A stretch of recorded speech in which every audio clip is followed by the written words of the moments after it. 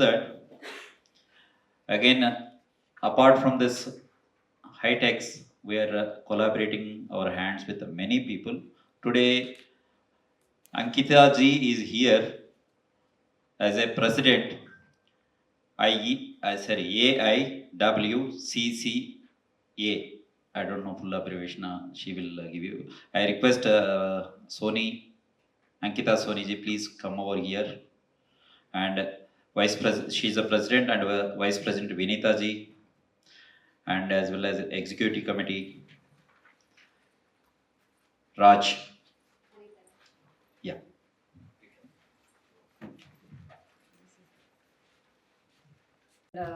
Tour of the premises and information all you have given. I am CA Ankita Soni. I am the founder and president of All Indigenous Women Chartered Accountants of India.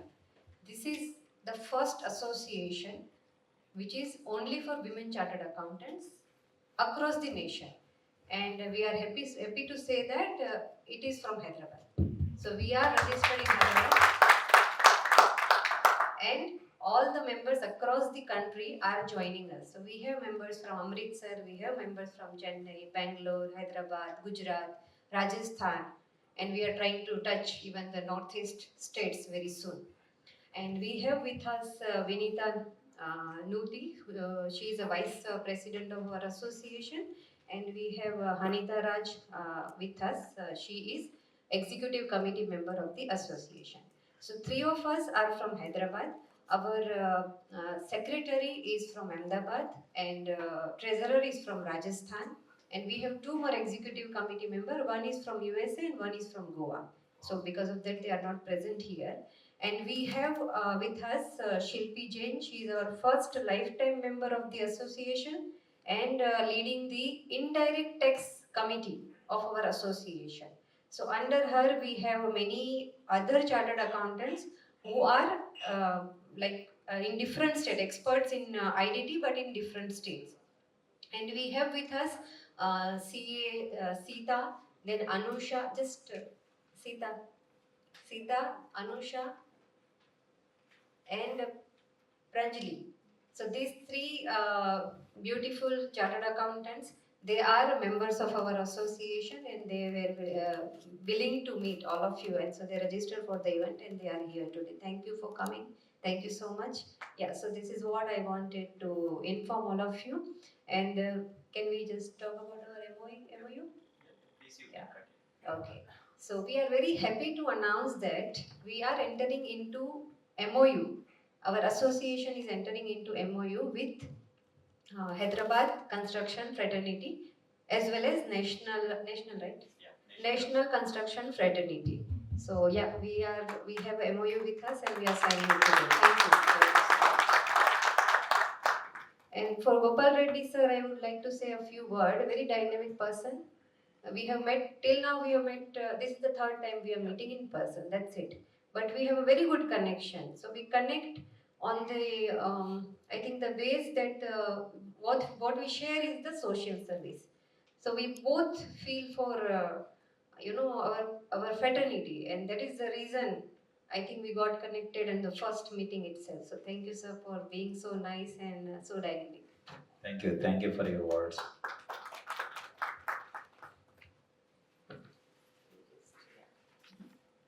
I was preoccupied with other event. First connectivity was with Ace Tech. Then second connectivity with the Hitex. Now Women Techs. Please. Now we are signing MOU. Thank you.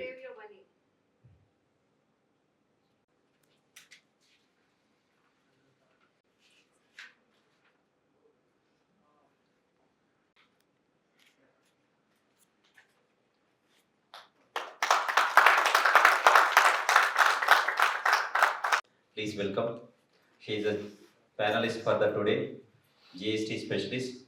We have another 20 minutes panel discussion on GST. As please support as a mentor or moderator, please. and also she is a director in All India Ladies Entrepreneurs Alliance, and she is supporting our HCF as well as NCF, a long journey and support. Thank you, Rajani.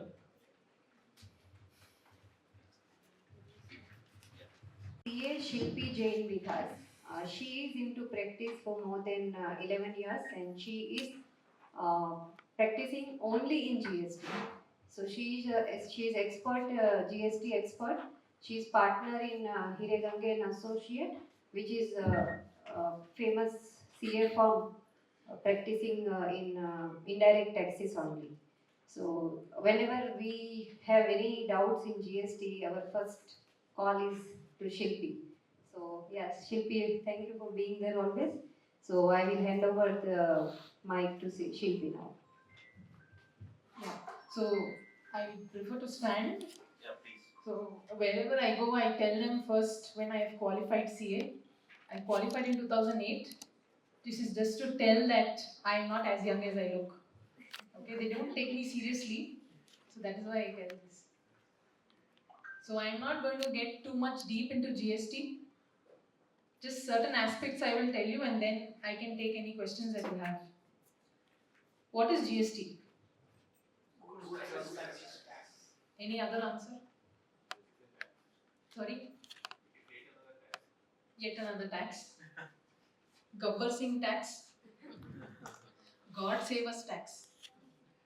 It's slowly getting into that stage. But if you look at what is GST, it is nothing but old wine in new bottle. Okay? So earlier you had VAT, you had service tax, you had various other luxury tax, entertainment tax, all those kind of things which is now clubbed together and they've given it to you as GST. Lot of confusion. Lot of things that were settled have now again become unsettled in GST. So it is, for people like us, it is another 50 years of practice that we have. Things will not settle very easily. Okay. So GST, if you look at what it is today, they are automizing everything. Okay. Before GST came, what happens? People's books were not ready before the auditor said it is a due date for you to file your income tax return. Please give me your books. Correct? And many a times, as we know, auditors have drawn up the books. What are the vouchers that you're having? What sales figure is there? This, that. So it was a last minute rush. Today, what is happening? Every day. Every day you are uploading your invoices. Your return is automatically coming. You are making some changes and you're filing. Correct? It is going to be further automized. From July 1st, there are two returns, okay, forms if I have to say, GSTR1, GSTR3B. GSTR1 in a layman term if I have to say, you put in what is your income on which you are going to pay tax. Forget about your expenses, GSTR1 is your income, whatever invoices you have raised, right?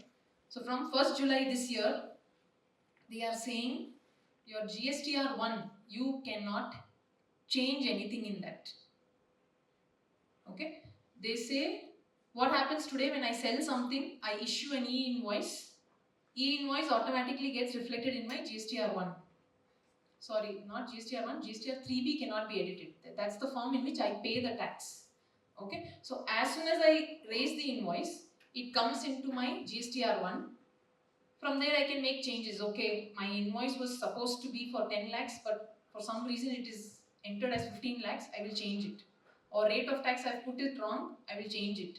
Customer GST number is wrong, I will change it. So I can do it in my GSTR1, which is my 11th of every month that I file. 3B is 20th of every month that I have to file. So if it's a May GSTR3B, you have to file it by June 20th. So what you're putting in your invoices return, GSTR1, that will auto-populate into your 3B, which is your payment return. So they're saying if you put 1 crore turnover in GSTR1, you cannot change it in 3B. There is another midway form which is there, you please do it through that. Okay? So the government's intention now is, people are saying GST is increased my compliances. I have to file GSTR1, 3B, there is another GSTR6 which is for ISD. Many other returns are there based on the kind of business it is. So government says now you don't have to worry. You only raise your invoices, we will do your returns. You only check whether it is right and file it. That is ultimately going to happen another 2-3 years. For sure that is going to happen. They intended this when GST came itself, but the systems were not so robust to support this. Okay, so take my word, please automate your processes, ensure that things are properly fed into the system, your returns will get auto drafted. Over a period of time, I think government will draw up our financials. This is your financials, this is your profit and loss account, this is your balance sheet. That is how they are collecting the data. One more, if I can tell you, okay, there was one of our clients who came and said, the invoice date is say 16th June, but the officer is telling me, say 16th June last year, but the officer is telling this vehicle had come from another state.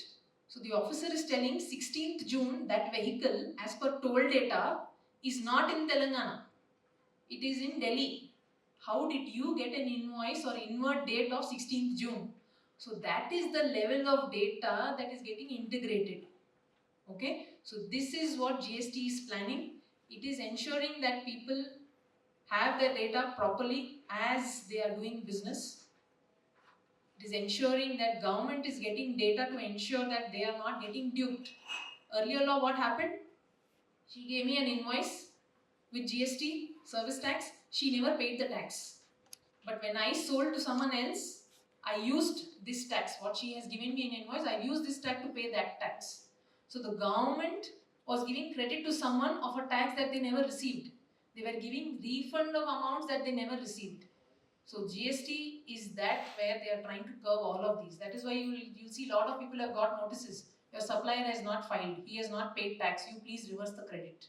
Okay, so all those kind of issues are there. So as part of this construction industry, one thing that I can see is when you are supplying, in case you have builders as your clients, okay, direct builders as your clients, if it's a residential project, they don't get credit. So when they discuss with you the terms, they are not bothered about tax. They tell you, please give me an all-inclusive rate. Alright. So then under GST, you have to see how you can optimize your costs, how you can use your credits, whether it is possible for you to take a composition scheme registration and tell the builder that I'm under a composition scheme. If you're a service provider, you can look at a composition scheme. Say if someone's I don't know, manpower supply or a designer, architect, that person can look at a 6% tax if his turnover is 50 lakhs below. This person will not have any major credits. Okay, but if you're a trader, this is not something to opt for. So there is something where planning can happen. One more thing is, like today we saw Hitex, right? What I saw, it is all PEB structures. Department says if Hitex has constructed or got constructed these PEB structures, whatever expenses it incurred and paid GST department says it is not eligible for credit. But there is a Supreme Court decision in service tax context, support of which I can take and say that PEB structures I am eligible for credit because it is not an immovable property. It is not like my concrete building, right? I can dismantle it and put it elsewhere. Like he said, there is a open area wherein I can put a structure for you if you want to have something. So many a times clients take conservative view. So if you are in that sector, you are doing a PEB or any other thing where they can be eligible for credit, it can be enabled. If you are a person who's supplying safety systems, fire safety systems and those kind of things, that credit can be enabled to your builder clients or your any other B2C clients which they can do. So just one more point with it I will close. GST in India is very complex. Okay, there is VAT, GST all over India, or say all over the world, but it is not as complex as it is in India, because in India we have to ensure tax goes to each state appropriately. It is not that we are one nation, one tax. No, every state wants its share of tax. So you have to ensure you pay the proper tax. CGST, SGST or IGST. So if you are paying SGST, which state are you paying to? Are you paying to Telangana or you were supposed to pay to Maharashtra? Those things you have to keep in mind. Rate of tax is another very big issue in GST that we are having today. Service tax was a blanket rate. Not 18, it was 15, 12.36, those kind of rates were there. Even if you look at customs, majorly it is one tax, 10%. Only a few products there is a different. They know there are classification issues. That is why over a period they stabilize the rates. But in GST today you have 5, 6, 7 rates. Over a period, 20 years, 25 years, we will see rates stabilizing in GST, but that's a far-fetched dream.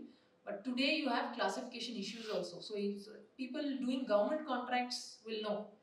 Before 22, I think, there were 12%, 18%, 5%, and they had migrated from service tax regime. So government was not paying them tax. Service tax rate was 15%, 12.36. Government says GST is come, I am not going to pay you 18%. So a lot of contractors, their amounts are got stuck with the government. They are not paying, and the department is asking the contractor, do you please pay the tax? I don't care whether the government department has paid to you or not. Right? So if you sell something to your customer, if your customer does not pay GST, that does not absolve you from your GST liability. You have to pay GST to the government. Like say if I go to Ratnadeep, I'll tell Ratnadeep I will not pay GST. Still Ratnadeep has to pay GST on the sale that it has made to me. Right? So this industry, based on what kind of products you have, who is your customer, vendor, their input tax credit profile and various other things, you could have various complications which you will have to take care, and it will all settle over a period. But yes, for sure, GST is looking at an automated system over a period of time. Thank you. Thank you, Ankita. We have a couple of questions. Rajani ji. Thank you, Shilpi. And I want to ask certain questions. Can you explain us what is this composition scheme about for the service sector and all? Okay. So composition scheme. See, today if there is a service provider, say a person who's supplying manpower or an architect, okay, he charges a fees of 10 lakhs. He will charge me 10 lakhs plus 18% GST. But if this person, this service provider, his revenue in the financial year is not more than 50 lakhs, he can say, I will opt for composition scheme, in which case he will charge 10 lakhs plus 6% GST. Okay, so if I'm a residential builder, a builder who's doing residential complex, apartments, I am not eligible for any credit. 5% I will charge my customer. I cannot do anything with what my vendors are charging. Okay, so in that case, if this architect's income is less than 50 lakhs, he can actually opt for composition scheme, charge 6%, by which I will save as a builder 12% cost. So this is only architect that I talked of. Various other services which can be done. There could be manpower supply, there could be some installation services, those kind of things. So this 6% is only for service providers. There is a composition scheme for traders as well. But I will not recommend, because a trader buys with GST and sells again. So for him that GST will get added and cost will only increase. So service provider, as an architect, I will not have expenses on which I pay GST. Maybe I'll have a rent max to max. But many people do operate from their homes or things like that. So majorly they will not have. So that is an option that can be explored. Yes, there are other terms and conditions also which are there in the law for composition scheme. That also has to be complied with. And how do you deal with any letter from GST department asking for clarification about GST R1, 3B, ITC, RCM, rent, etc. like that? So one very important point from GST perspective that you have to understand, difference between GST and income tax. Income tax you will pay on your profit, correct? 100 rupees is my sales, 100 rupees is my sales, my procurement cost is 90. 10 rupees my profit, I pay income tax on 10. GST is on what? Say 100. GST is on 100, not on 10. Plus, if GST department alleges or they say that you have suppressed information, you are doing a transaction fraudulently, they can impose 100% penalty. So 100 into say 18% is the tax that you have evaded. Evaded means you may have missed to pay in some other context. You thought no, this was not liable to GST, or it was 6% and you You paid 6% whereas it was 18%. So assume there's a 12% short payment of tax. Department will levy another 12 rupees as penalty if they prove that you have suppressed information, you have done business fraudulently to evade tax. Additionally, 18% per annum interest. That's all. So by the time department comes, it will be 3 years, 4 years. So your interest also almost doubled. So if you're doing any mistake, I'm not even saying evading tax, if you're doing any mistake, department will give you 3 times the tax amount as a demand. So that one point that I should be able to prove I have not suppressed information, I'm not a fraud, is to ensure that you provide whatever information department is asking within the law. Okay, not that anything they ask we will give, no. So if they say, if they send you a letter, if they send you a mail communication asking there is a difference in your returns, please explain. You please explain to them. The notice that they have given may have wrong figures. Please write to them and say that it is wrong what you have given, or I don't have a basis for what you are giving me. Please provide me the basis. This is my figure, I am doing this. So the law says if you do not disclose information that is required to be disclosed to the department as per the law. Okay, so in my GSTR1, that is my invoices, revenue return, I am also supposed to disclose my interest income, which is not liable to GST. Correct? If you get a bank interest I don't have to pay GST, but still I have to disclose that income in my GSTR1. So whatever forms are there, whatever information is asked, please fill that. Don't say this, there's no GST on this, I need not disclose. What is the big deal? Okay? So whenever you're asked for any information, please give that. Whatever forms you're supposed to file under the law, whatever information is asked under that, please submit that properly. Okay? If you don't do this, they can allege fraud. Otherwise, I can always say, I paid 6% tax, no? I was supposed to pay 18 is what you're saying. I paid 6%. I disclosed it in my returns. I've said 1 crore I've paid at 6%. So I'm not fraud, I've not suppressed anything. I've openly said this is what it is. At least you can save some penalty. Interest is automatic, you cannot save. Okay, so that is the relevance of giving information to department and replying to department requests. Okay? So Yeah. if we get a notice from GST department, how can we answer that? Is it online or we have to visit the department? See, sometimes there are letters or mail communications which are sent. Those will not be uploaded in your GST portal.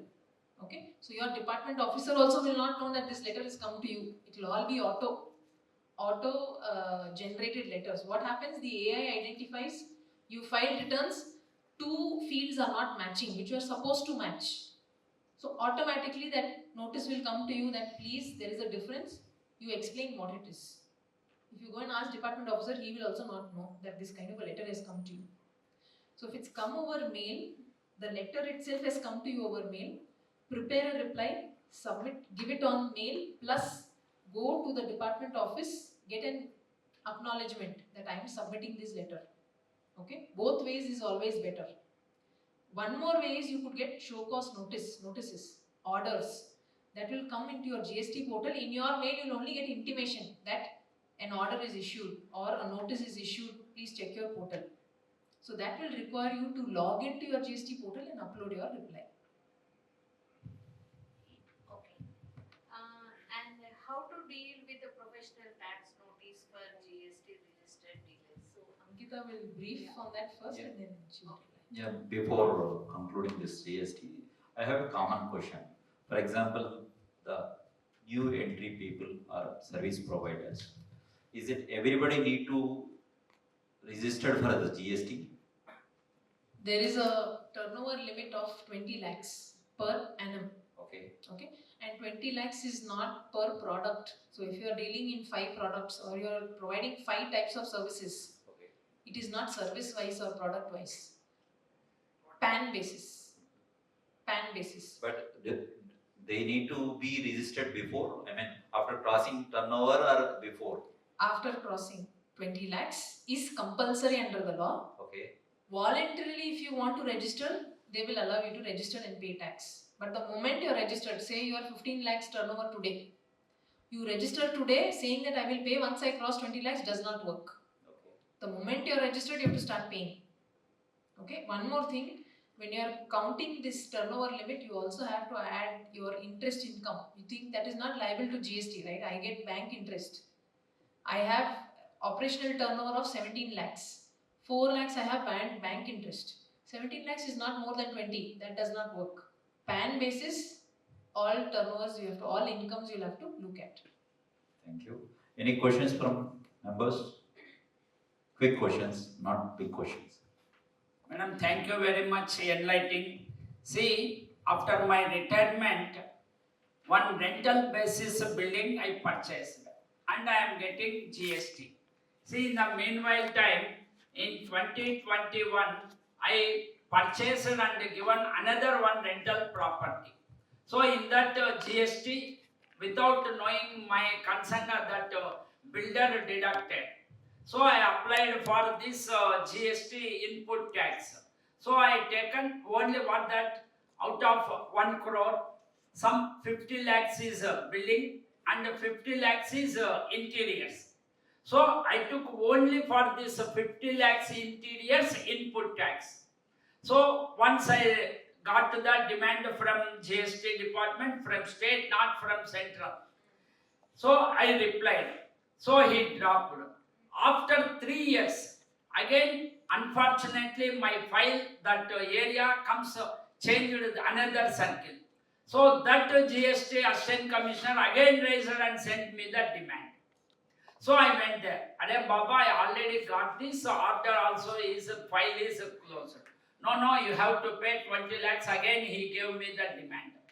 So what I did, I approached one GST consultant. We paid 10% tax and I appellate thing. So there I win the case. So now how to get that money back? And see, I am some government employee and having some retired this thing. No, a common man who is doing the business, a 10th class person or intermediate person, what is his fate, madam? That is why I said, sir, in the beginning, God save us tax. God Save us tax. save us tax. So once you got that order, you have to file a refund application that based on this order, I am required to get back my 20 lakhs. I got a favorable order, you please give it back. The government has to give it back to you with interest because there is a time limit. I think 3 months or 6 months from your 10% only, madam. I didn't Correct. pay. Correct, sir. That 10% also you should get back the refund. Acha, not that will not reflect in my website or No, what? no. You have to apply for refund. Good evening, ma'am. Yes, sir. So actually, we are into trade of construction materials.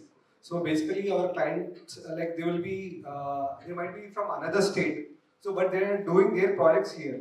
So they will be holding their state GST. For example, AP, Karnataka, or some other states. So how, like, in what way we have to bill? Like it should be like a IGST or CGST or SGST. Like how to? You are supplying materials, goods. Yes, the construction is happening in Hyderabad, but the GST what they are holding is of their state. Understood. So you are supplying goods, no? Nothing Yes. else. You're not doing service for them. No. So I say I am that person, your customer outside your state. So you will bill me in Andhra Pradesh. You will deliver it at a site in Hyderabad. Yes. So you will have to charge IGST only because I am in another state. Okay. IGST. Yes. Thank you. Any questions? Real estate? Any other? Sridhar garu, any questions? Oh, many questions covered. Still, any questions? Okay, thank you. And let us start with the second subject by Ankita ji. Over to you, Ankita ji. Yeah, thank you so much. So I think I'll go as per the audience requirement. So just I want to have a idea. How many of you are dealing in goods? Just if you can raise your hand. Okay, you can lower your hand. How many of you are dealing in services? Okay, got it. Thank you so much. How many of you are already registered for GST? Okay, great. How many of you are falling under tax audit? Tax audit, income tax audit. income tax audit. Okay. And GST audit, subject to GST audit? Department GST audit. Yeah, departmental GST audit? Okay, fine. Anybody who is having pending notices under GST? Or in appeal, like sir, you are having. Okay, so based on that I will cover. Fine. So because there is so many things to be covered, so I want to be very clear, like what exactly I want to cover. Fine. So we'll start with the business entity. So we have a different business entities: proprietorship, partnership, LLP, company. Right. I think I covered almost everything. So you may be having any of this business entity. So just check whether all the required registrations like GST. Then we have a Telangana Shops and Establishment Act registration. Then we have professional tax registration, right? Then we have a trade license which is required.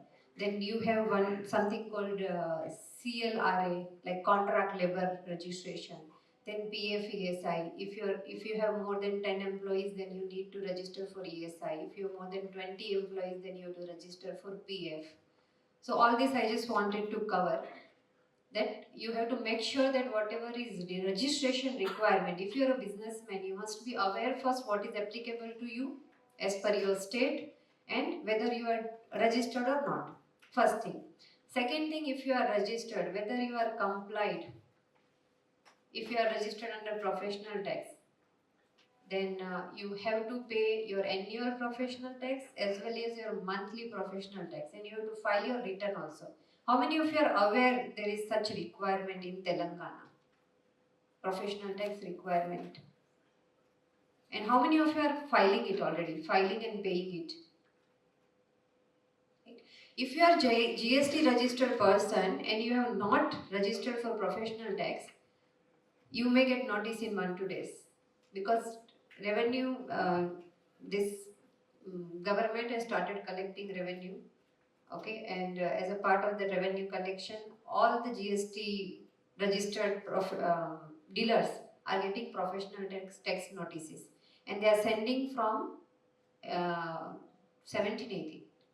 So 1st July 2017 onwards, they are asking, produce your books of accounts, produce your salary register, produce your P&L and balance sheet and everything, tax audit report and income tax return and everything. So based on that, you are supposed to pay. So if you are not registered, make sure you are registered. Voluntarily you pay. It is 2,500 per annum for your proprietorship or partnership firm. And if you have employees, then for every employee up to 15,000 gross salary, it is nil. 15,001 to 20,000, it is 150 rupees per month. About 20,000, it is 200 rupees per month, which you have to deduct from the employee's salary and you have to deposit to the government every month along with the return filing. Apart from this, one major thing which you have to keep in mind, because you are into the business which involves a lot of cash, I believe. So deposit of cash. So whenever you are depositing or withdrawing cash from your current account, your saving account, and you are doing transactions, please make sure that you are taking advice from your chartered accountant, because it will affect when you are going for finalization of books of accounts.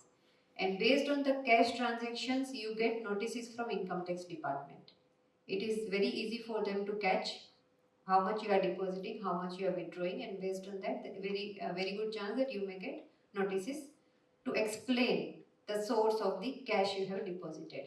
You must be having answer for that, and for that, books of accounts to be maintained, as Shilpi has rightly said, now it is a requirement of books finalization monthly. So in our office, we make sure that we finalize books of accounts of our clients on monthly basis, not even annual basis. So this is what I just wanted to convey from my side. I think I have covered most of the things. If you have any questions, please let me know.